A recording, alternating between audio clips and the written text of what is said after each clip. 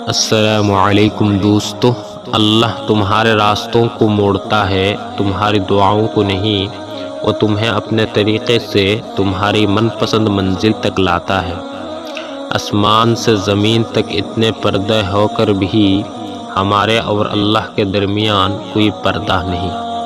حق اللہ پہ چھوڑ دو، کیونکہ اللہ کا فیصلہ ہی حق کا فیصلہ ہوتا ہے، اور اللہ جب کسی کو معاف کرتا ہے تو اس سے نماز پڑھنے کی توفیق بھی دیتا ہے۔ تیسرا شخص بھی نہ تھا درمیان، ہوتے ہوتے وہ شخص پھر بھی دور ہو گیا۔